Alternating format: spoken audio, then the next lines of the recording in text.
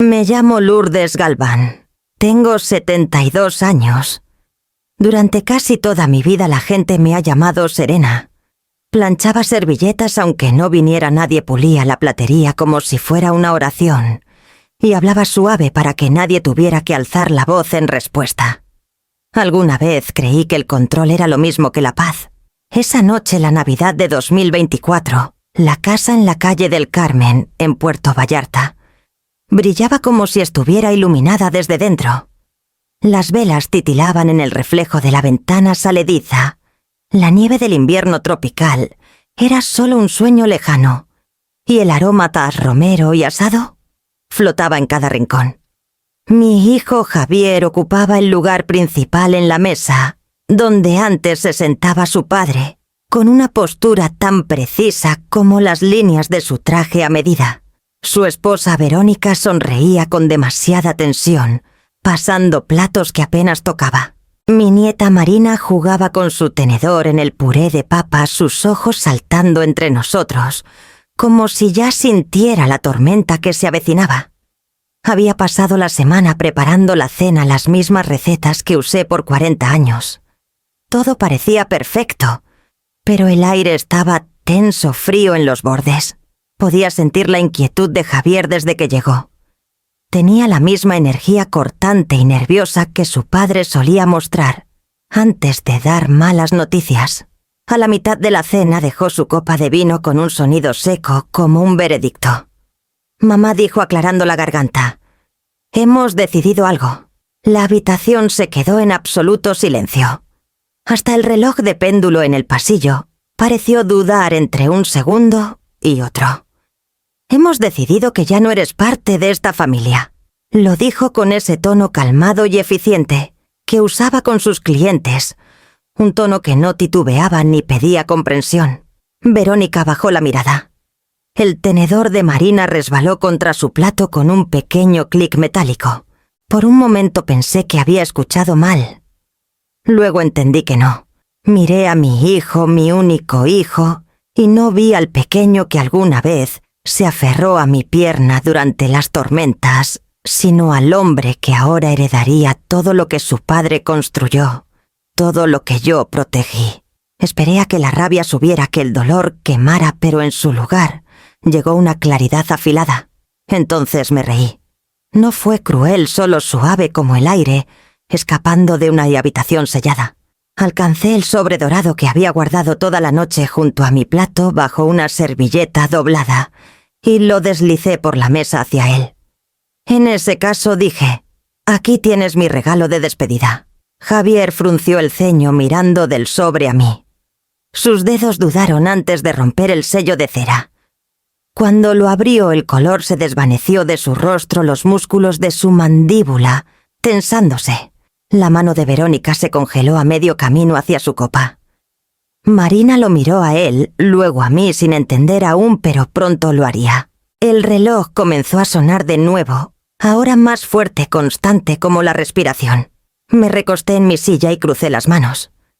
La casa nunca había estado tan silenciosa. Afuera las luces de Puerto Vallarta titilaban sobre la bahía suaves que implacables, como si el mundo entero hubiera decidido esa noche volverse nuevo y empezar de nuevo. El sonido de las llantas contra la grava fue la única prueba de que realmente se habían ido. La risa forzada y nerviosa que acompañó a Javier al salir por la puerta murió en el momento en que la reja se cerró. Me quedé en el pasillo hasta que el motor se desvaneció por la calle del Carmen. Solo entonces regresé al comedor. La mesa parecía un campo de batalla disfrazado de plata y porcelana. Las velas aún ardían sus mechas inclinadas, goteando cera sobre el mantel que había planchado esa mañana. El asado se había enfriado en silencio. Recogí los platos uno por uno, apilándolos con cuidado como siempre lo hacía. Es curioso cómo el cuerpo recuerda la costumbre incluso cuando el corazón se está rompiendo. La llave del agua siseó al abrirla, y el calor del agua se sintió casi como un engaño. Lavé, enjuagué y coloqué cada plato en el escurridor, viendo cómo las burbujas de jabón se aferraban a mis dedos antes de colapsar. El aire olía levemente a clavo y detergente. En el reflejo de la ventana de la cocina, la bahía afuera se había oscurecido. Las luces del malecón seguían parpadeando atrapadas en el cristal. Pensé en el rostro de Javier, cómo se quedó inmóvil al abrir el sobre, cómo tembló la línea de su mandíbula antes de apartar la mirada. No gritó, no realmente. No necesitaba hacerlo. La frase en sí ya era lo bastante ruidosa. «Ya no eres parte de esta familia». Las palabras se deslizaron por mí como una corriente bajo una puerta cerrada. Tenían peso, pero no calor. Podía casi escuchar a Ernesto diciendo algo similar. Palabras distintas, mismo ritmo. «Lourdes, no me cuestiones. Lourdes, déjame encargarme». Su control siempre se disfrazó de cuidado, y yo pasé una vida confundiendo obediencia con amor. Javier había aprendido bien. Me sequé las manos y regresé al comedor. La silla al frente de la mesa aún llevaba la forma leve del abrigo de Javier. La miré por un largo rato, antes de que mis ojos se movieran al otro extremo, al lugar donde Ernesto solía sentarse. Por años creí que la casa misma se inclinaba hacia esa silla, esperando su aprobación. Ahora era solo madera y silencio. En el aparador había una foto que no había movido en años. Javier a los 8 sin un diente frontal, sosteniendo un barquito de madera que Ernesto lo ayudó a pintar. El casco estaba torcido. Habían discutido toda la tarde, por eso Ernesto insistiendo en que necesitaba simetría. Javier diciendo que debía verse real como los barcos que navegan de verdad. Yo los observé desde la ventana sosteniendo 2 tazas de chocolate que nunca entregué porque la discusión nunca terminó. Ahora ese mismo niño se había sentado en mi comedor y me había declarado obsoleta, y yo sonreí como si no doliera.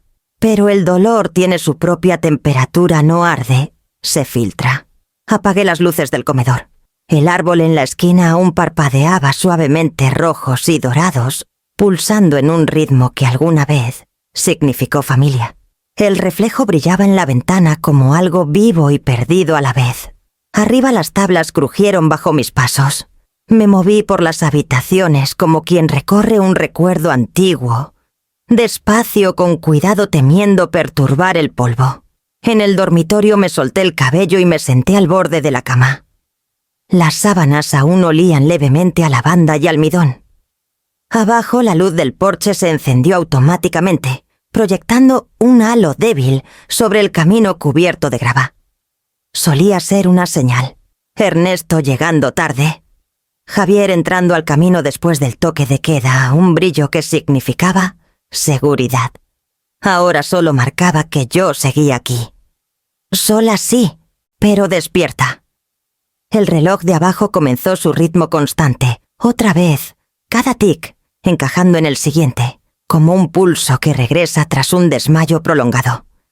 Me recosté contra la almohada y vi el techo desdibujarse, mientras la casa se asentaba a mi alrededor.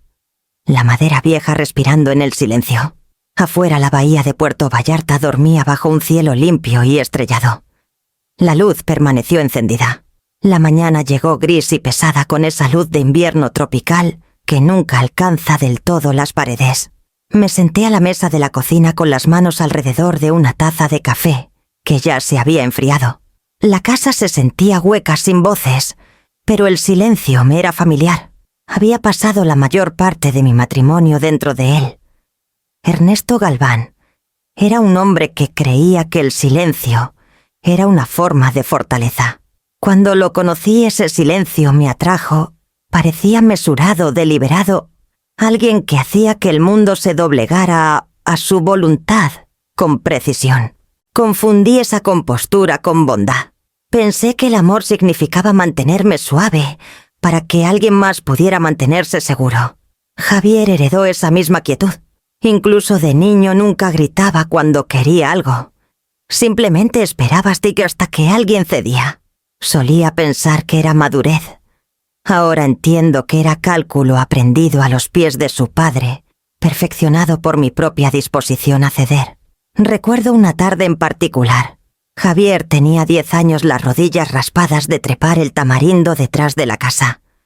Había hecho un pequeño barquito con madera de deriva y cuerda de cocina y corrió al estudio donde Ernesto leía el periódico. «Papá, mira», Flota dijo sosteniendo el juguete mojado, como si fuera un tesoro. Ernesto apenas levantó la vista. «Estás mojando la alfombra», murmuró. Luego, doblando el periódico, dijo Lourdes: «Enséñale a respetar la casa». La sonrisa de Javier titubeó, pero no lloró. Solo asintió y llevó el barco afuera. Lo seguí al porche. Le dije que estaba bien que su padre no lo decía en serio. Pero Ernesto apareció en la puerta detrás de mí. «No lo confundas, Lourdes», dijo en voz baja. «Necesita aprender disciplina. El mundo no perdona el caos». Después de eso, Javier dejó de traerme sus barcos. Empezó Elite a alinearlos en el banco de trabajo del garaje, perfeccionando sus bordes con una navaja hasta que sus dedos sangraban. Ernesto se paraba a su lado, corrigiendo, moldeando, enseñando. «El control es amor», lo escuché decir una vez. «Si amas algo, lo mantienes en orden». Por años me dije que estaban creando un vínculo, que esa cercanía era lo que un hijo necesitaba. Yo me mantuve ocupada con los pequeños actos que definían mi rol: limpiar, planear, perdonar. Mi silencio se convirtió en el cemento entre sus temperamentos. Cuando Ernesto murió, Javier ocupó ese silencio como si le perteneciera. Organizó el funeral, manejó la herencia, dio instrucciones a los invitados sobre dónde sentarse. Cuando le agradecí, sonrió como hombre que reclama el crédito por un deber cumplido. «Es lo que él hubiera querido», dijo.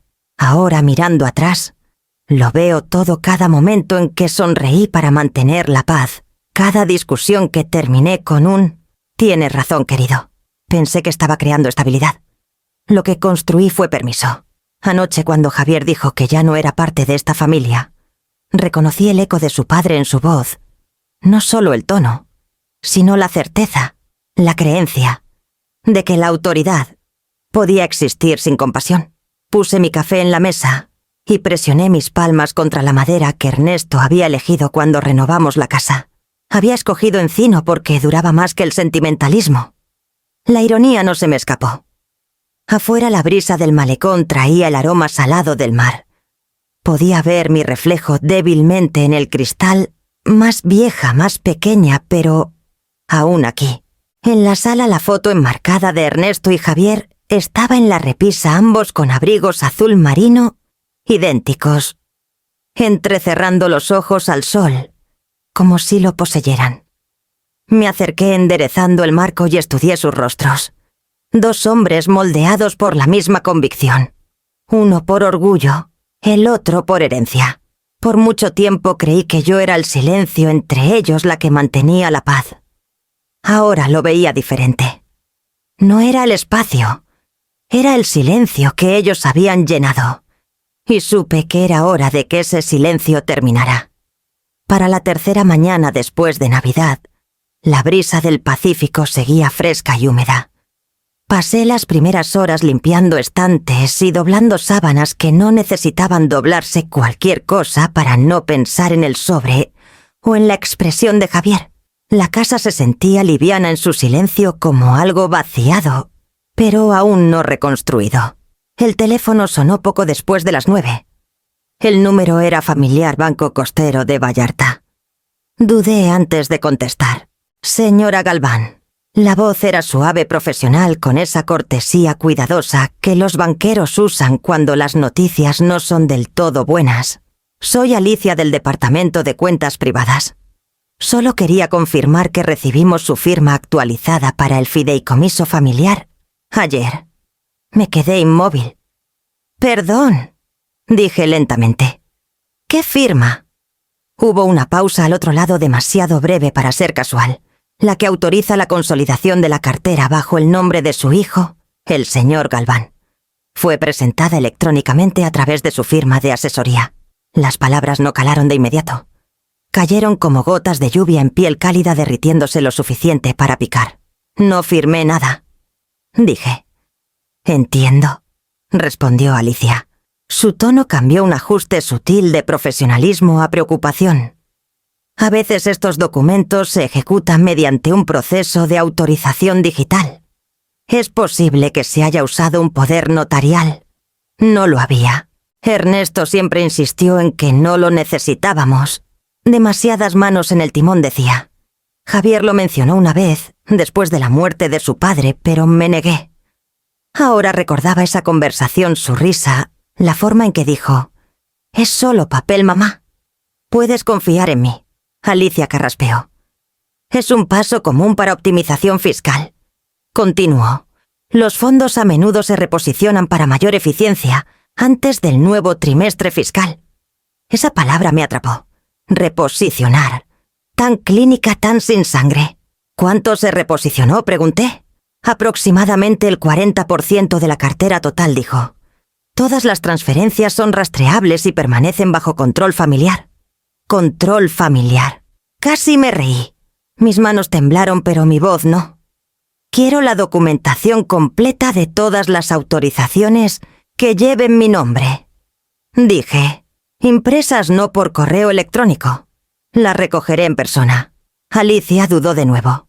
Por supuesto, señora Galván. Las tendré listas esta tarde. Cuando colgué la casa pareció encogerse a mi alrededor. El calentador zumbaba, el reloj viejo hacía clic, y aún así todo se sentía desequilibrado, como si el aire mismo se hubiera ladeado. Me senté a la mesa de la cocina en el mismo lugar donde Ernesto revisaba estados de cuenta cada domingo, y miré mi reflejo en la superficie oscura del café. Había enseñado bien a Javier. Mantener el control. Mantener la ilusión de generosidad. Sonreír mientras tomas. Por mucho tiempo me dije que no me importaba dejar que Javier manejara las finanzas. Estaba capacitado para eso, más listo con los números, mejor navegando. Los sistemas modernos que nunca me molesté en aprender. Me había dicho que consolidar las cuentas haría las cosas más simples. Pensé que estaba ayudando. No me di cuenta de que la simplicidad significaba borrarme. Cuando finalmente me levanté, lo hice con una firmeza que me sorprendió. El miedo, descubrí, tenía una forma de aclarar la mente una vez que se quemaba. En el estudio, abrí el cajón donde Ernesto guardaba carpetas viejas de recibos y encontré el cuaderno de cuero azul que contenía cada estado financiero, desde su muerte. Dentro, columnas ordenadas de depósitos y dividendos me miraban como un diario cifrado. La letra de Javier aparecía en los márgenes de los últimos 2 años. Anotaciones, flechas, iniciales pequeñas. Cada marca ahora se sentía como una invasión. Puse el cuaderno en el escritorio y encendí la lámpara. La luz cayó sobre los papeles brillante e implacable.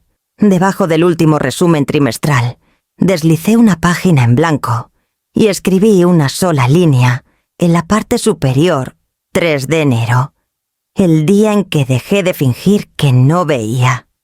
Afuera, la bahía congelada captó el sol de la mañana, reflejándolo en fragmentos sobre la arena. Observé la luz dispersarse afilada y fría, y me di cuenta de que ya no tenía miedo.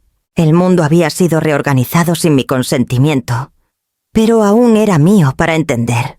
Por primera vez en mucho tiempo sentí que algo sólido regresaba hacia mi voz. 2 días después caminé hacia la biblioteca municipal de Puerto Vallarta, el aire fresco mordiendo los bordes de mi aliento. Las banquetas estaban húmedas por la brisa marina, pero necesitaba moverme. Quedarme en esa casa hacía que mis pensamientos giraran en círculos. La voz de Javier, la palabra confianza, el 40%, desaparecido sin que lo supiera. La biblioteca al menos era constante. Olía a papel, aceite de limón, y el calor que llegaba en suaves suspiros. Había ido allí desde la muerte de Ernesto, siempre a la misma hora, siempre con un libro que nunca terminaba. En el mostrador de voluntarios estaba una mujer mayor que no había visto antes, una figura pequeña con cabello plateado, recogido alto usando una bufanda rojo oscuro, que parecía haber conocido París. Su gafete decía: Isabela Díaz. Me miró al dejar mi abrigo en la silla. «Tienes esa mirada», dijo suavemente. «¿Qué mirada la que tienen las mujeres cuando intentan resolver algo solas?» Su voz era baja con un toque de humor, pero sin intrusión. No sé qué me hizo responder. Tal vez fue su gentileza. Tal vez fue la forma en que me miró directamente sin esperar nada. No es algo de lo que pueda hablar fácilmente, dije. Entonces Noaga respondió. Siéntate. Voy a prepararte. Nos sentamos junto a la ventana de la esquina, donde la brisa del mar se colaba por las rendijas. Sirvió de un termo pequeño el vapor enroscándose entre nosotras. No era el silencio amargo al que me había acostumbrado. Este tenía espacio. Terminé contándole todo: la llamada del banco, la decisión de Javier de mover las cuentas, la extraña calma que sentí al darme cuenta de cuán poco control tenía sobre mi propia vida. No interrumpió, solo asintió de vez en cuando, sus manos alrededor de su taza. Cuando terminé dijo: «No eres la primera mujer a la que han manejado fuera de su propio legado». Algo en su frase me hizo enderezarme. «¿Manejado fuera?», sonrió, no sin amabilidad. Así lo llamábamos antes cuando todavía ejercía. Esposos, hijos, socios de negocios, no importa quién. Usan papeles educados y palabras cariñosas, y antes de que te des cuenta, tu nombre está ahí. Pero tu poder no. Eras abogada jubilada, dijo. Calle Bugambilia. Derecho de ancianos principalmente. Ayudo aquí para que mi cerebro no se oxide. Casi me reí. Entonces tal vez eres la persona equivocada para encontrar por casualidad. No hay encuentros equivocados, dijo. Solo tardíos. Sacó una tarjeta pequeña de su bolso. Deberías hablar con alguien llamado Raúl Cisneros. Todavía ejerce. Silencioso, ético, sabe manejar enredos familiares sin prenderles fuego. La tarjeta era sencilla. Un nombre, un número, una dirección modesta en el centro. Pasé el pulgar por la tinta en relieve. Isabela me estudió por un largo momento. Todavía estás decidiendo si esto cuenta como traición o despertar, dijo. Supongo que sí. Bueno, dijo levantándose de cualquier forma. No esperes demasiado. Los papeles tienen una forma de solidificarse, alrededor de la inacción. Su bufanda rozó mi brazo al pasar, dejando un leve aroma a bergamota. La vi caminar hacia los estantes traseros, desapareciendo entre filas de biografías. Afuera el cielo había pasado de gris a ese azul pálido que siempre llega antes de otra tormenta. Guardé la tarjeta en el bolsillo de mi abrigo y sentí su contorno contra mi palma todo el camino a casa. Esa noche la puse en la mesa de la cocina junto a la carpeta que Ernesto alguna vez guardó con tanto celo. Por primera vez la casa no se sentía como una jaula. Se sentía como testigo. La tarjeta de Isabela permaneció en la mesa de la cocina 2 días antes de que la tocara de nuevo. La miraba cada vez que pasaba como si pudiera cambiar de forma cuando no estaba viendo. El nombre en relieve, Raúl Cisneros. Derecho de ancianos parecía al mismo tiempo una promesa y una amenaza. La ayuda legal significaba pruebas, y las pruebas significaban enfrentar cuánto de mi vida había vivido en una confianza que nunca verifiqué. La tercera mañana busqué los documentos que no había revisado desde la muerte de Ernesto. Supuestamente estaban guardados en el baúl de cedro al fondo del armario, el que olía levemente a naftalina y sal. El baúl estaba lleno de lo usual: formularios de impuestos viejos, fotos, una camisa de franela gastada de Ernesto que nunca pude tirar. Pero debajo de una manta doblada, mi mano tocó algo sólido y metálico. Era una caja fuerte pequeña, del tipo con un asa redondeada y un pestillo de latón oscurecido por el tiempo. No recordaba si haberla visto antes. Las iniciales EG estaban grabadas débilmente en la tapa. Por un momento pensé en dejarla en paz, no sé. Pero la curiosidad, o quizás un leve destello de desafío, me hizo llevarla a la cama. En el cajón superior del tocador encontré un juego de llaves viejas en un aro oxidado. Una de ellas, una de latón estrecha con forma de lágrima, encajó en la cerradura. Se abrió con un sonido como un suspiro. Dentro había varios sobres, cada uno con la letra meticulosa de Ernesto Galván. Inversiones Puerto y Pino, o sea, sucursal extranjera. Londres.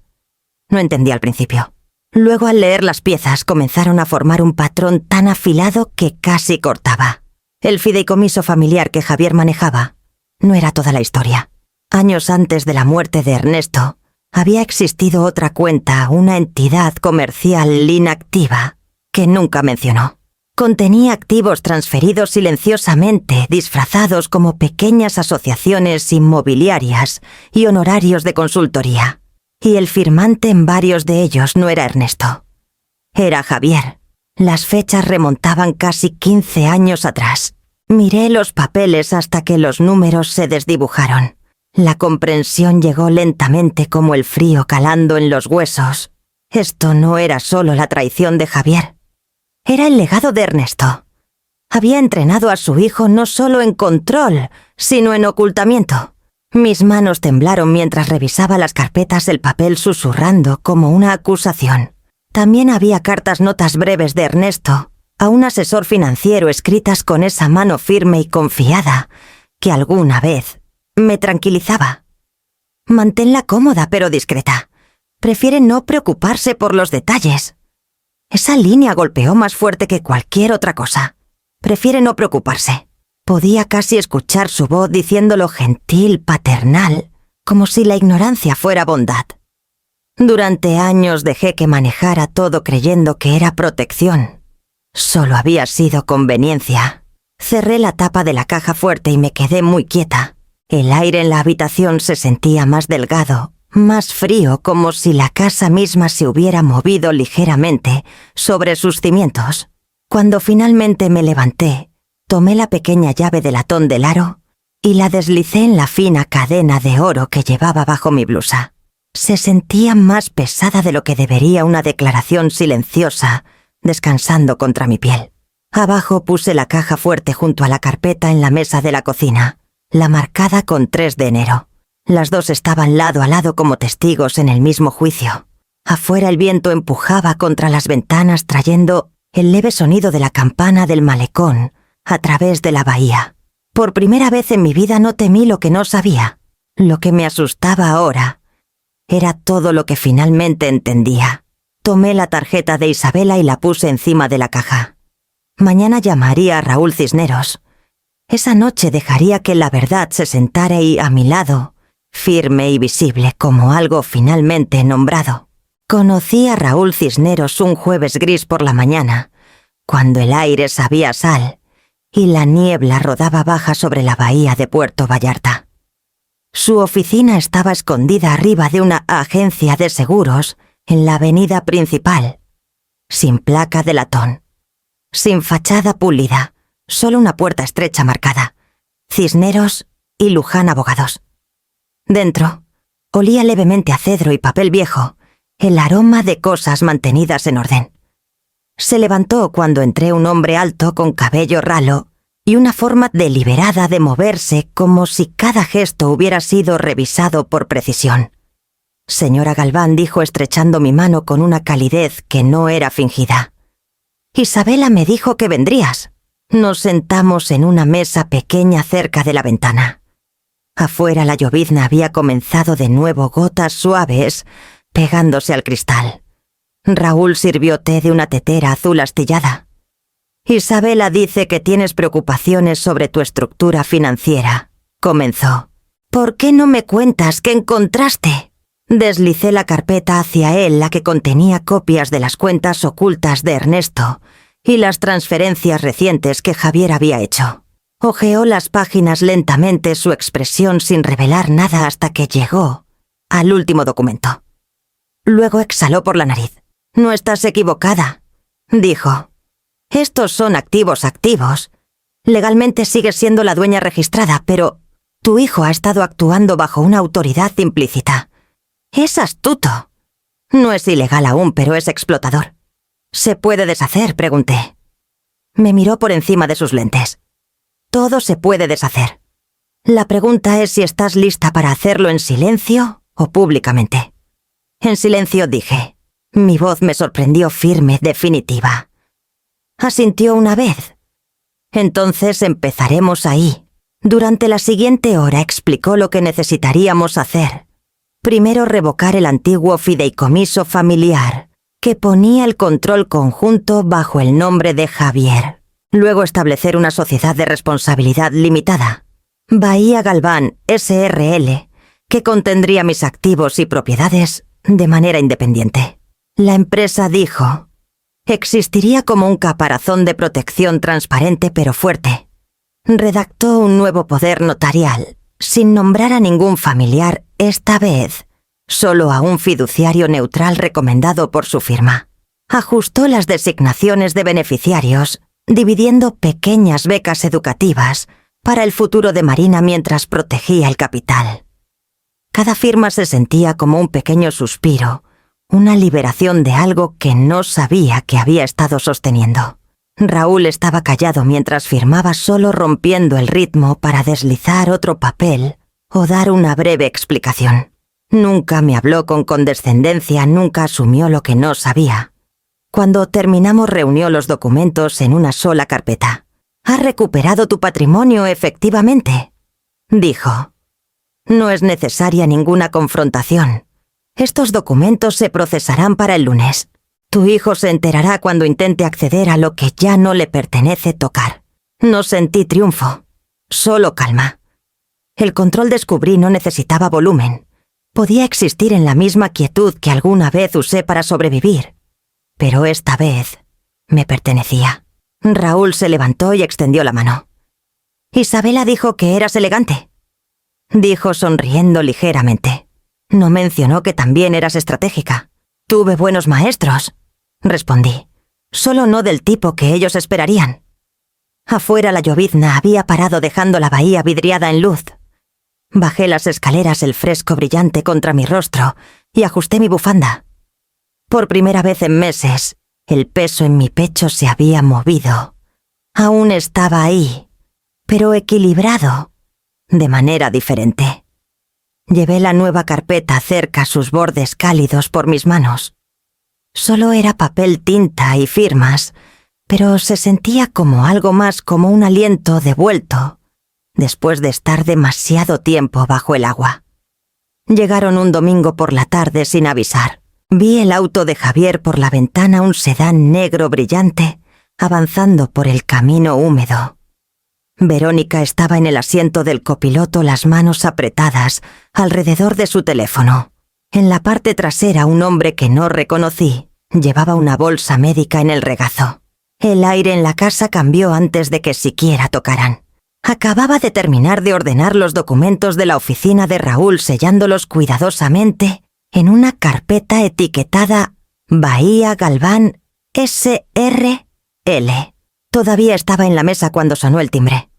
Javier no esperó a que abriera del todo. Cruzó el umbral con su confianza habitual. «Mamá», dijo, voz baja, educada, ensayada. «Estábamos por aquí. Pensamos pasar a verte».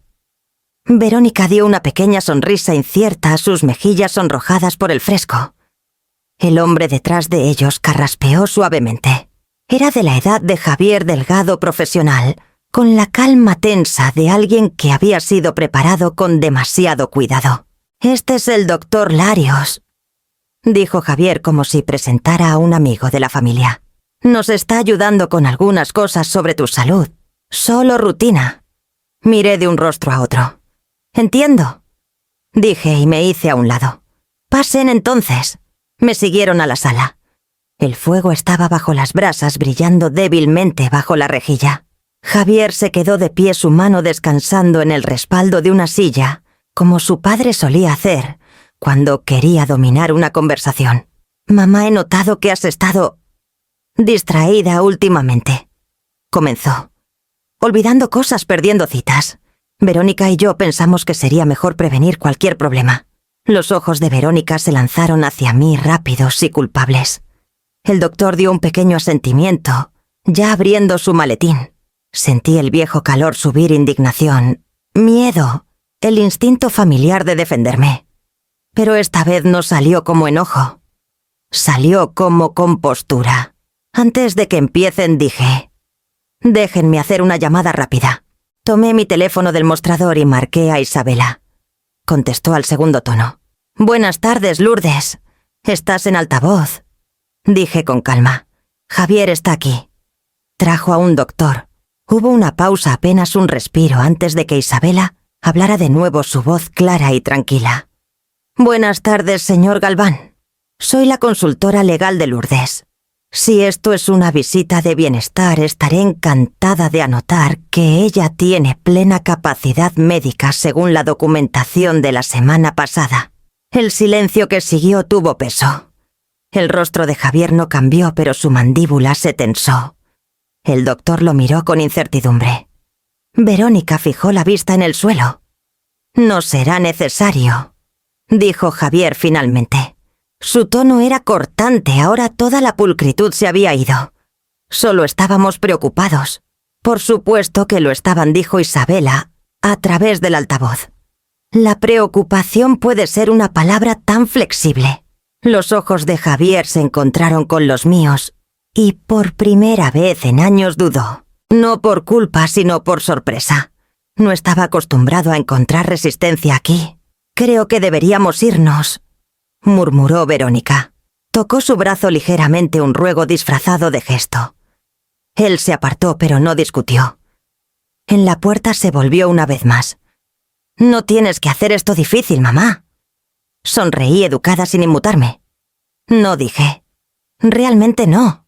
Cuando el auto finalmente retrocedió por el camino, me quedé junto a la ventana hasta que las luces traseras desaparecieron detrás de los cocoteros. Solo entonces colgué la llamada. La voz de Isabela quedó en el silencio como un zumbido bajo de seguridad. Lo manejaste maravillosamente, dijo. Miré alrededor de la sala, el fuego enfriándose, la carpeta ordenada en la mesa, la llave de latón en mi cuello, y me di cuenta de que la casa ya no se sentía bajo su control. Gracias, dije. Después de que la línea se cortó, crucé la sala y abrí la ventana lo suficiente para dejar entrar el aire fresco. El viento traía el aroma a sal y pino. Llenó mis pulmones lentamente, estabilizándome. El mundo afuera no había cambiado, no aún. Pero algo dentro de mí, sí, algo firme e inquebrantable, finalmente despierto. La tormenta que siguió a su visita duró 2 días, lo suficiente para cubrir la ciudad en silencio. Cuando finalmente despejó, me puse los guantes y salí al jardín. El aire era fresco y cortante, el cielo del color del estaño. Bajo la humedad, las bugambilias se alzaban como huesos pálidos, sus ramas inclinadas bajo el peso de la brisa marina. Las había plantado la primavera después de la muerte de Ernesto, pensando que algo que florecía una vez al año me recordaría empezar de nuevo. Pero el invierno tiene una forma de mostrar que está vivo y que solo finge estarlo. Tomé las tijeras de podar del barandal del porche y comencé a cortar lo que estaba demasiado dañado. El sonido, un chasquido seco de ramas húmedas, era casi satisfactorio. La casa detrás de mí parecía más pequeña de lo que solía ser. Sin la ilusión de la familia dentro, era solo madera y cristal honesta en su vacío. La llave de latón en mi cuello golpeaba suavemente contra mi abrigo mientras trabajaba su peso, ahora familiar constante. No escuché los pasos hasta que estuvieron cerca. Cuando me volví una figura, estaba junto a la reja, las mejillas rosadas por el fresco. Abuela era marina, envuelta en una bufanda demasiado delgada para el clima, su aliento empañándose en el aire. No la había visto desde la cena. Por un momento solo la miré, insegura de si esta visita era su idea o otra de las estrategias silenciosas de Javier. Pero sus ojos eran suaves, inciertos, nada como los de su padre. Venía caminando del ensayo del coro, dijo la voz amortiguada por la lana. Pensé que tal vez estarías aquí afuera. Dejé las tijeras. Pensaste bien. Se acercó sus botas, crujiendo en la grava, y metió la mano en su mochila. Encontré esto en una caja vieja que papá guarda en el ático. Creo que era tuyo, pero él no lo recordaba. Me entregó un papel doblado y amarillento. Al abrirlo vi un boceto a lápiz, líneas toscas, sombreado desigual. Un pequeño barco de vela meciéndose en aguas agitadas. Las iniciales JG, garabateadas en la esquina, temblorosas, con orgullo infantil. Lo dibujó cuando tenía unos 10 años. Dije en voz baja. Recuerdo ese día. Quería mostrárselo a su padre, pero Ernesto le dijo que las proporciones estaban mal. Marina frunció el ceño. No recordaba haberlo dibujado. Sonreí débilmente. Eso suena típico. El dibujo tembló ligeramente en mis manos. El barco no era perfecto, pero había algo verdadero en él. La inclinación del viento, la espontaneidad de un niño, intentando hacer que el mundo se moviera. Podía casi ver al pequeño que había sido arrodillado en el césped, las manos manchadas de grafito, preguntando si parecía lo bastante real para flotar. Marina me observó. «Ha estado diferente últimamente», dijo suavemente. «Más callado. Creo que no esperaba que te defendieras». «Tal vez necesitaba ver qué podía», dije. Ella asintió, los ojos brillando en el frío. «No lo dirá, pero creo que sabe que se pasó». Extendí la mano y toqué su manga. «Pase lo que pase entre tu padre y yo, siempre serás bienvenida aquí». «Siempre». Su sonrisa fue pequeña pero real. «Lo sé». Nos quedamos en silencio, el aire lleno del suave siseo de la humedad del mar. Cuando se fue me quedé afuera un poco más, el boceto doblado cuidadosamente en mi bolsillo. Las bugambilias parecían esqueléticas, ahora despojadas de todo menos de la promesa de retorno. Recogí los recortes en una pila junto a la cerca y limpié la humedad de mis guantes. Mis dedos dolían, pero el dolor se sentía honesto. Al entrar la casa ya no se sentía vacía. Se sentía en espera como tierra, antes de la primavera fría y oscura, pero sosteniendo ya algo aún vivo debajo. Puse el boceto en la repisa junto a la foto de Ernesto y Javier, los dos rostros congelados en la luz del sol. El dibujo no se parecía en nada a ellos, y de alguna manera eso era lo que lo hacía hermoso. La semana siguiente se desenvolvió con la precisión de algo ensayado, aunque cada elección se sentía recién cortada. Raúl me había enviado una carpeta delgada por mensajería, borradores, revisiones, copias limpias para firmar. Cada página llevaba una pequeña nota en su letra. Lee 2 veces. Firma 1. Las leí 3 veces. Los términos legales eran extraños al principio, pero su ritmo era extrañamente reconfortante. Revocación de fideicomiso. Testamento de transferencia. Transferencia de título. Cada documento se sentía como un deshacer silencioso de la historia, una reversión escrita en tinta negra en lugar de duelo. Nos reunimos de nuevo en su oficina, esta vez con Isabela, su bufanda roja, colgando del respaldo de su silla. La llovizna se acumulaba contra la ventana en láminas delgadas, mientras Raúl revisaba cada cláusula. «Esta sección elimina la autoridad administrativa de tu hijo», explicó tocando la página suavemente. «De ahora en adelante ninguna firma digital o de otro tipo puede mover un peso sin tu aprobación explícita». Pasó otra página. La nueva entidad, Bahía Galván S.R.L., contiene todos los activos. Es un caparazón vivo que responde solo a ti. Piensa en ello como una cerca invisible. Nada entra ni sale sin tu llave. Isabela sonrió sobre el borde de su taza de té. «Las cercas invisibles son más amables que las visibles», dijo. «No tienen que anunciarse». Asentí, firmando donde Raúl indicaba. Mi nombre fluyó fácilmente esta vez. Ya no se sentía como una reliquia de la mujer que alguna vez delegó cada decisión a su esposo o hijo. Se sentía como una firma en el sentido más verdadero, una marca de mí misma. Cuando terminamos, Raúl se recostó, las manos cruzadas. «Eso es todo», dijo. «Legalmente estás en control completo otra vez». No sentí una oleada de victoria, solo la quietud profunda y constante que sigue a la última nota de una canción larga. Después de que se fueron, regresé a casa y extendí los documentos sobre la mesa del comedor. La luz de la tarde caía por la ventana en largas franjas doradas, atrapando los bordes de cada página. Los apilé ordenadamente, luego saqué la caja de papelería del cajón, bajo el aparador.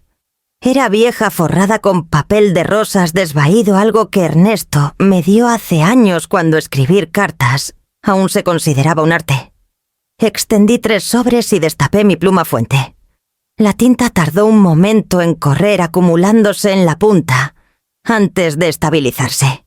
La primera carta fue para Javier. Comencé lentamente. Tienes la confianza de tu padre y mi paciencia, aunque ninguna te sirvió bien. Te crié creyendo que el amor significaba confianza. Me has mostrado que también debe significar límites. Las cuentas que alguna vez manejaste ya no son tuyas para tocar, no porque busque castigar, sino porque me niego a desaparecer. Si deseas reconstruir algo entre nosotros, comienza con honestidad. Todo lo demás está cerrado. La segunda fue para Verónica. Estuviste entre nosotros con más suavidad de lo que me di cuenta. Cualquiera que fuera la lealtad que se te exigió, vi el costo en tus ojos. Esta carta no es un reproche, es permiso. No eres responsable de la herencia de él, solo de tu propia paz. Tómala mientras aún sea tuya para reclamar. La tercera fue para Marina. Eres la parte de nuestra historia que aún puede crecer recta. Guarda el dibujo del barco cerca. Fue hecho por un niño que alguna vez creyó en el viento. No dejes que el mundo te enseñe a apretar tanto el agarre que olvides cómo dirigir. Cuando terminé sellé cada sobre con cera y presioné el viejo sello de Ernesto en él la letra G, curvándose como una firma medio olvidada del pasado. Los alineé en la mesa y dejé que la cera se enfriara. La habitación olía levemente a tinta y humo de vela, los dos aromas mezclándose como resolución. En la cocina preparé té y observé cómo la luz se movía sobre el agua y afuera. La bahía estaba calma, pero la marea estaba cambiando silenciosa decisivamente. Para cuando la tetera dejó de silbar los sobres, se habían endurecido sus sellos limpios y finales. Los reuní en una bandeja de madera y los puse bajo la ventana, donde el crepúsculo atrapó los bordes dorados y los convirtió en fuego. Todo estaba listo ahora. Nada quedó sin decir nada hecho a la ligera. El juego, como Javier alguna vez lo llamó, había cambiado. Y esta vez, las reglas estaban escritas con mi mano. La víspera de Navidad llegó suave y azul esa quietud que contiene el aliento, antes de un cambio. La ciudad bajo mi colina ya se había detenido las luces de los escaparates, apagadas la bahía convertida en una lámina de cristal gris perla. Desde la ventana de mi cocina podía ver el contorno débil de las luces del malecón, parpadeando a través de la llovizna, pacientes como latidos. Había pasado el día puliendo platería que nadie usaría. El ritmo del paño contra el metal era reconfortante, repetitivo, deliberado un viejo ritual de orden.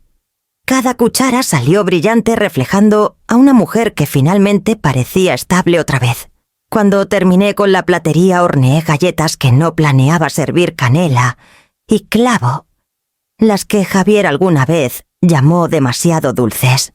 El olor llenó la casa como solías hacerlo la risa, extendiéndose a los rincones que habían estado fríos todo el invierno. Alineé las galletas en un plato y las dejé en el mostrador más ofrenda que comida. Luego cambié la bombilla del porche. Era algo pequeño, casi absurdo en su normalidad, pero quería que estuviera brillante para mañana. El accesorio de latón se había opacado con el aire salado, y la nueva bombilla brillaba suave y constante cuando accioné el interruptor. Desde el camino imaginé que parecería el haz de un faro callado pero inconfundible. Dentro puse la bandeja de madera en la mesa del comedor. Los 3 sobres descansaban allí, sus sellos de cera intactos, el dorado, atrapando la última luz de las velas. Por un largo rato solo los miré. Ya no eran símbolos de enojo. Eran límites hechos visibles. Alcancé la libreta junto a mi silla y escribí una sola línea, en la letra inclinada y ordenada, que alguna vez usé para planes de lecciones. No debes más explicaciones. Arranqué la página y la deslicé bajo el borde del centro de mesa, donde las ramas de pino aún olían levemente a savia. El reloj dio las 7. Vertí un brandy en un vaso corto, el líquido ámbar calentando el frío de mis dedos. Había pasado años sin permitirme beber sola, no por miedo, sino porque la soledad solía sentirse como algo por lo que disculparse. Ahora sabía Shekakiri a claridad. Me senté junto a la ventana y observé la llovizna caer sobre la bahía de Puerto Vallarta. El cielo se había profundizado en índigo, y el leve zumbido del viento contra el cristal sonaba casi como el mar. En algún lugar abajo las campanas de la iglesia tocaban su ritmo lento y solemne, 3 notas que cruzaban el agua antes de desvanecerse en la distancia. La casa ya no hacía eco. Escuchaba. Por primera vez en mucho tiempo no me sentía como el fantasma de la esposa de alguien o la madre de alguien. Me sentía como yo, libre, inacabada, viva en el silencio. Mañana la mesa estaría puesta de nuevo. La comida estaría caliente, las velas encendidas y los sobres esperando bajo el resplandor. Lo que pasara después pertenecería a la historia. Esa noche dejé que la llovizna cayera lenta e ininterrumpida hasta que el mundo afuera desapareció en un velo húmedo. El vaso de brandy se vació a mi lado. La luz del porche brillaba constante y por una vez la paz no se sentía como rendición. Se sentía ganada. Al anochecer la casa estaba lista. La mesa brillaba bajo la lámpara de araña, cada vaso pulido, cada tenedor alineado a la perfección. Parecía cualquier otra cena de Navidad. Tal vez ese era el punto. El aire tenía esa misma fragancia de romero y cítricos, el mismo crepitar suave del fuego. Pero bajo todo eso pulsaba una quietud calma y deliberada. Me había vestido con cuidado eligiendo el mismo vestido verde oscuro que usé el último año que Ernesto estuvo vivo. No fue el sentimentalismo lo que me guió, sino la simetría. El comienzo merecía encontrarse con su reflejo. El primer golpe llegó justo después de las 7. Javier no esperó a que respondiera. Empujó la puerta como si fuera su propia casa. Verónica lo siguió un paso atrás envuelta en su abrigo con forro de piel, su expresión cuidadosamente neutral. Parecía una mujer entrando en una tormenta que no podía detener. Mamá, dijo Javier, su voz suave practicada. «Feliz Navidad».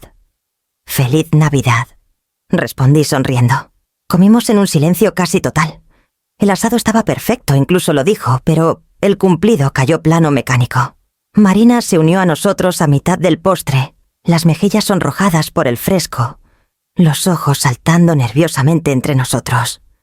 Habló suavemente para llenar los huecos, pero incluso ella podía sentir la corriente bajo la mesa. A la mitad del café Javier dejó su taza y se recostó su tono cortante oficial. «Hay algo que debemos discutir», dijo. «Hemos hablado y creemos que es hora de aclarar el futuro de la familia». La habitación se quedó inmóvil. Miró alrededor haciendo una pausa para el efecto que claramente había ensayado. «Has tenido una buena racha, mamá, pero creemos que es mejor si das un paso atrás en el lado financiero. Nosotros nos encargaremos de la gestión de la propiedad y las cuentas. Tú puedes enfocarte en disfrutar de la jubilación». Sus palabras aterrizaron limpias, eficientes. Incluso ahora confundía autoridad con bondad. Asentí doblando mi servilleta con cuidado. «¿Has pensado en esto?», dije. «Lo hice», respondió sin captar la ironía por completo. Me levanté lentamente, el movimiento tan natural que no rompió la tensión del aire, y alcancé la bandeja de maderas a mi lado. Los 3 sobres descansaban allí, sus bordes dorados atrapando la luz. «En ese caso», dije deslizando uno hacia él, «aquí tienes mi regalo de despedida para ti». Javier dudó. «¿Qué es esto?». «Algo que preparé para esta noche». Frunció el ceño. Despegó el sello de cera y desdobló la carta dentro. Sus ojos se movieron sobre las palabras firmes al principio. Luego no. El color se desvaneció de su rostro, su compostura rompiéndose en pequeñas fracturas visibles. La mano de Verónica subió instintivamente a su boca. Me miró incredulidad y enojo luchando en su expresión. «¿Revocaste el fideicomiso?». «Lo hice». «¿Transferiste todo?». «También lo hice». Su voz bajó.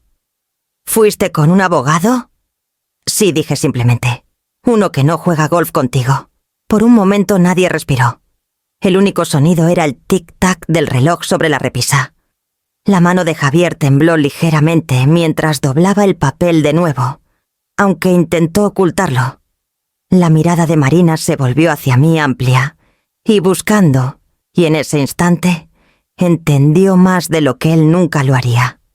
Me senté de nuevo calma, como la superficie de la bahía, más allá del cristal empañado. El poder en la habitación había cambiado de manos silencioso y absoluto. La mandíbula de Javier se tensó. ¿Crees que esto se acabó?, dijo, pero no había convicción detrás, solo el eco de un hombre desprevenido para un mundo que ya no controlaba. Levanté mi taza dejando que el vapor subiera entre nosotros. «Ya está acabado», dije. El fuego crepitó suavemente en la chimenea, una chispa solitaria brillando, luego desvaneciéndose. A nuestro alrededor el silencio creció, denso, no hostil, no triunfante, solo final. Afuera la llovizna comenzó de nuevo silenciosa y constante, como si el mundo mismo hubiera elegido ese momento para volverse limpio. La carta se deslizó de las manos de Javier y aterrizó junto a su plato, sus páginas extendiéndose como un abanico sobre el mantel. Por un momento largo e insoportable, nadie se movió. Luego alcanzó hacia abajo escaneando cada línea, otra vez sus ojos saltando de un párrafo al siguiente, como si la repetición pudiera cambiar el significado. Las palabras no se doblegaron. Nunca lo hacen cuando están escritas en tinta y notariadas. Su rostro enrojeció, luego palideció, luego se convirtió en algo más allá de ambos.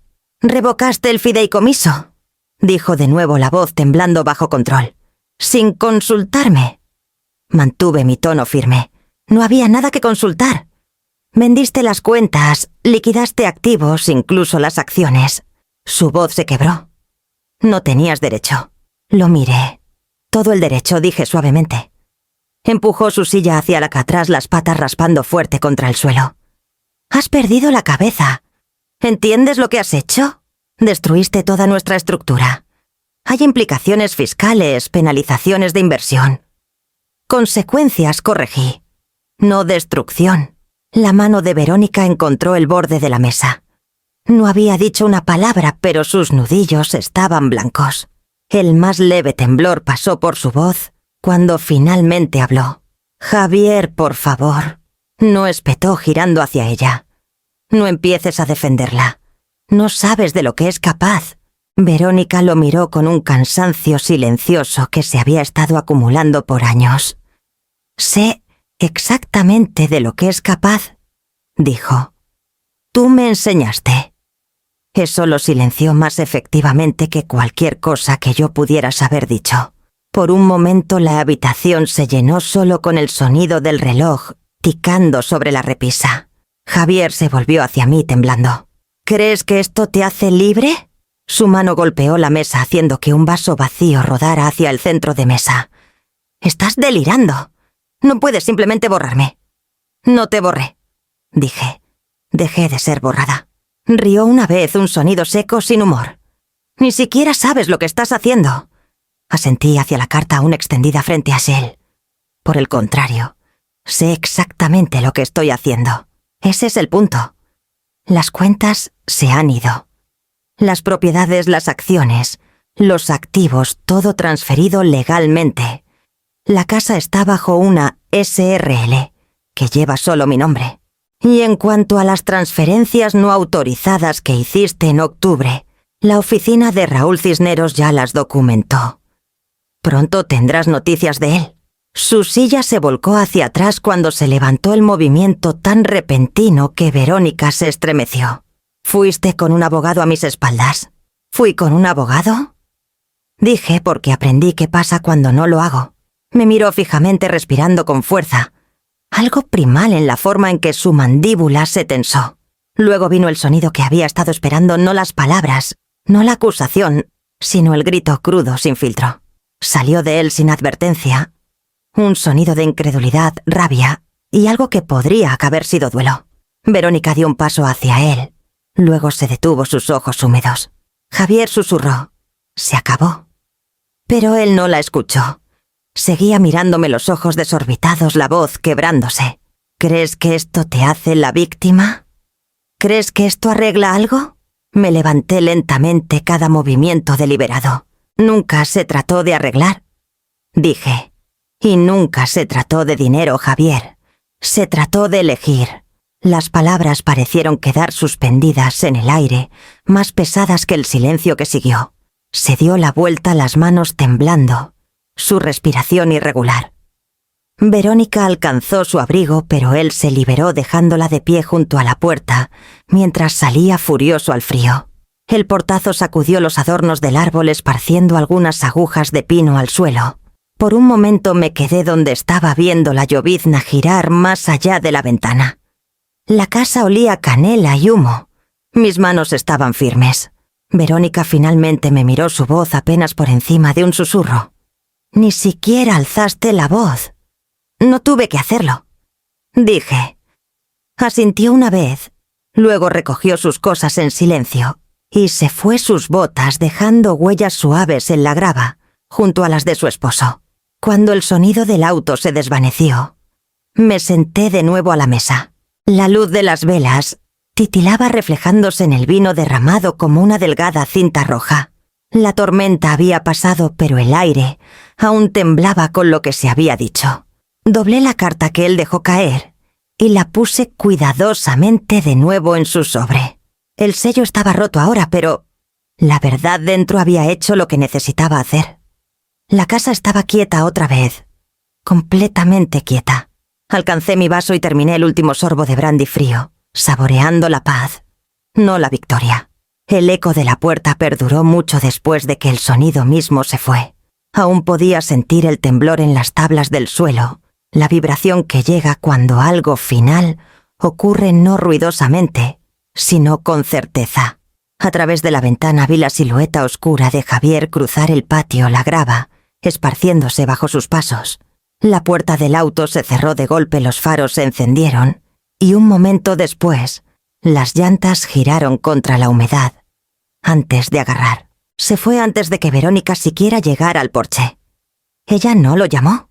Solo se quedó allí un momento, el abrigo abierto, el cabello alzándose con el viento. La observé recomponerse, una respiración lenta, luego otra, antes de volverse hacia mí. Su voz cuando llegó fue pequeña. «Lo siento», dijo. Asentí. «Lo sé». No había nada más que decir. Se abotonó el abrigo, tomó sus guantes de la mesa y se fue sin mirar atrás. La puerta se cerró tras ella, no de golpe, no empujada, sino cerrada suavemente, hasta que encajó con un clic apagado. Me quedé sola en el comedor. Las velas ardían bajas, la cera acumulada en el mantel como pequeños charcos de rendición. Los platos estaban a medio recoger, el asado aún tibio, el vino intacto. Parecía una fiesta interrumpida, aunque la celebración nunca había comenzado realmente. Me senté de nuevo alisando mi servilleta sobre el regazo por costumbre. Quedaba una rebanada de pastel de nuez, el que siempre hacía para Ernesto. Aunque él lo comía con la misma desaprobación silenciosa, quedaba cada imperfección. Tomé un bocado lento y deliberado. Era dulce, un poco demasiado dulce, pero real. Afuera la llovizna se había espesado cubriendo el patio en un velo húmedo.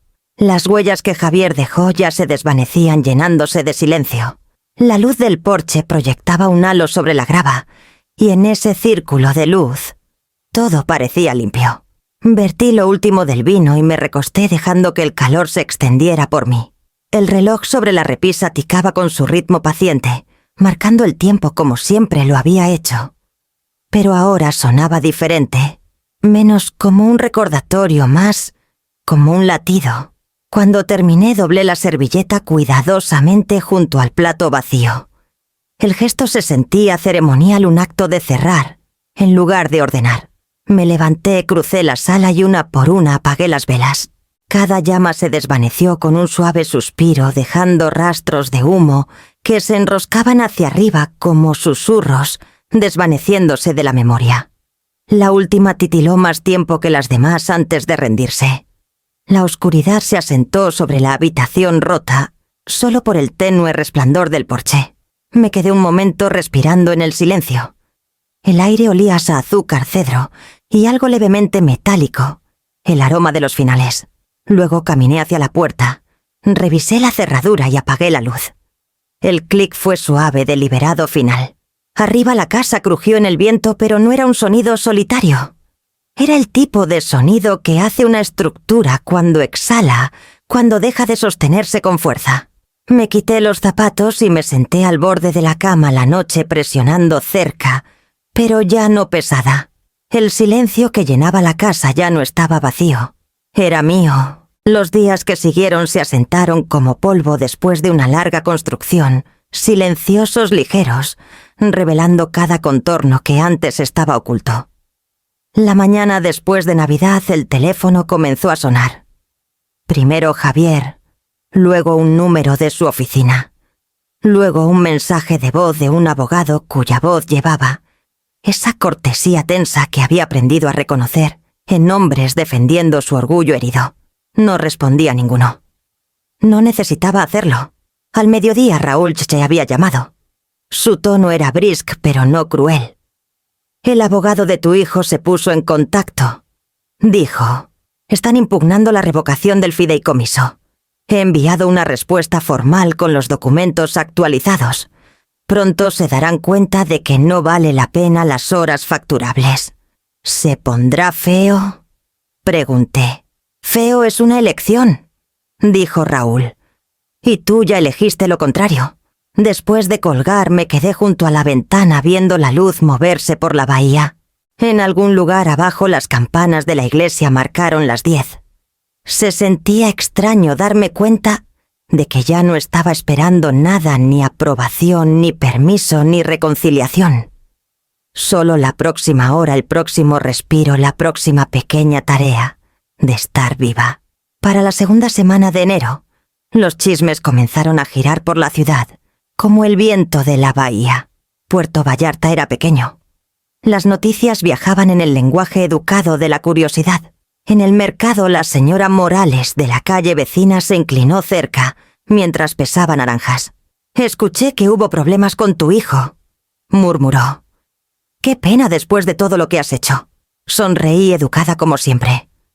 Los problemas forjan carácter, dije. En la oficina de correos otra vecina ofreció una inclinación compasiva de la cabeza del tipo que finge consolar mientras se alimenta del drama.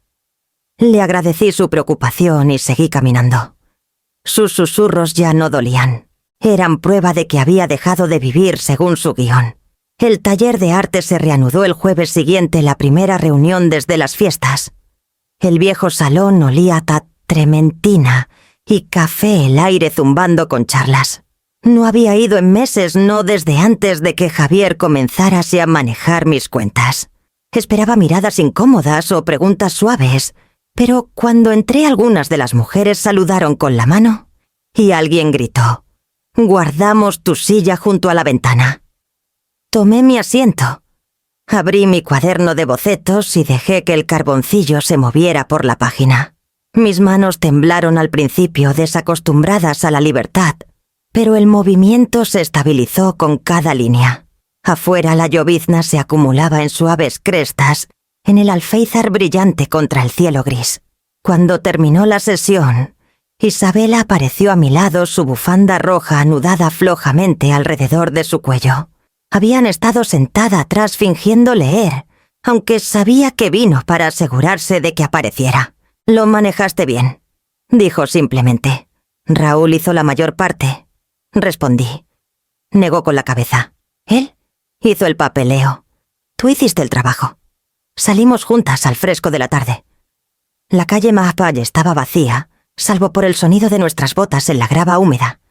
Después de un rato dijo, «¿Sabes qué aprendí después de dejar mi firma? La gente solo te respeta cuando dejas de pedirles que lo hagan».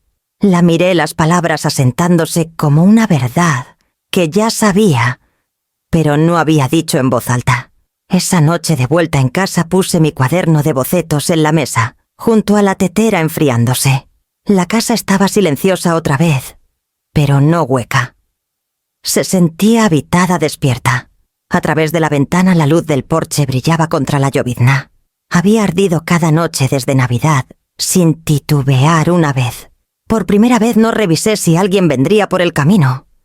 Solo dejé que brillara. Febrero llegó en silencio. La llovizna comenzó a retroceder desde los bordes del porche, derritiéndose en pequeños ríos que tallaban caminos a través de la grava. Los días eran más largos ahora, la luz más delgada, pero más indulgente. Dentro, la casa olía levemente a abrillantador de limón y papel. Había comenzado a ordenar los cajones, un pequeño acto a la vez. Empezó como limpieza, pero en algún momento, entre la tercera caja de sábanas viejas y la carpeta marcada «Testamentos y misceláneos», me di cuenta de que estaba preparándome para soltar. No los recuerdos, ellos me seguirían de todos modos, sino la estructura que los había mantenido rehenes. Esa tarde me senté en mi escritorio con vista a la bahía. La marea estaba baja, los barcos descansando, en un silencio de luz gris. Tomé una hoja de papelería del cajón del mismo tipo rosa desvaído que usé para las cartas de Navidad y escribí las primeras palabras que vinieron a mí. «Querida Lourdes, hiciste lo mejor que pudiste». La pluma se detuvo después de eso. No era el tipo de frase que se escribe a la ligera. Había pasado años disculpándome con el mundo por el temperamento de Ernesto, por las elecciones de Javier, por mi propio silencio. Pero nunca me había dicho a mí misma que había hecho suficiente. Escribí de nuevo, más lento ahora. Amaste a un hombre que confundió el control con cuidado. Criaste a un niño que aprendió esa lección demasiado bien. Los perdonaste a ambos porque pensaste que eso hacían las mujeres buenas. Estabas equivocada, pero no malvada. Solo intentabas sobrevivir dentro de la definición de paz de alguien más. Las palabras llegaron como lluvia lenta, constantes, sin forzar. No necesitas avergonzarte por lo que no pudiste salvar. Puedes seguir amando al niño que se convirtió en hombre, sin mantener la puerta abierta al daño que lleva. Que esa sea tu bondad para ambos. Me detuve allí leyéndolo otra vez. La tinta brillaba débilmente, antes de secarse negra contra el papel rosa suave. Se sentía extraño escribirme a mí misma, como si fuera alguien digno de consuelo. Tal vez esa era la lección todo el tiempo, hablar suavemente a la única persona de la que siempre exigí fortaleza. Doblé la carta en tercios y la deslicé en un sobre, pero no lo sellé. No era un mensaje destinado a viajar. Era un acto de liberación pequeño y privado. Lo puse dentro del cajón donde alguna vez estuvieron los papeles de Ernesto, junto a la llave de latón que ya no llevaba en el cuello. La llave se sentía más pesada ahora, como si sostuviera los fantasmas de cada puerta que había cerrado y abierto. La dejé allí, una reliquia de propiedad que ya no me ataba. A la mañana siguiente llamé a una agente inmobiliaria. Su nombre era Miriam, una mujer de voz suave de bucerías que alguna vez fue mi estudiante de arte. Cuando le dije que quería vender la casa, dudó esperando el temblor que suele seguir a tales decisiones. «¿Estás segura, señora Galván?», preguntó. «Sí», dije. «Es hora». Esa noche me paré en el pasillo con la luz del porche apagada por primera vez en meses. La oscuridad no era pesada, era limpia. Pasé la mano por el barandal una última vez, sintiendo la suavidad desgastada por años de subir y bajar, de esperar y regresar. La casa había sido mi fortaleza, mi testigo, mi jaula, pero nunca fue mi final. Cuando me fui a la cama, la carta aún descansaba en el cajón sin sellar. Algunas palabras no necesitaban enviarse para llegar a su destino. La mañana en que dejó Puerto Vallarta, el mundo olía a sal y tierra descongelada. La primavera había llegado tímidamente, la llovizna, derritiéndose en finos arroyos que brillaban por el camino. Lourdes se paró en el porche con su abrigo abotonado y los guantes guardados en un bolsillo, el aire lo bastante húmedo para hacer que el pomo de latón estuviera frío bajo su mano. El camión de mudanzas se había ido una hora antes. Solo quedaba su auto cuidadosamente empacado, unas cajas de libros, sus pinturas, una tetera y el boceto enmarcado del pequeño barco de vela que Javier dibujó de niño.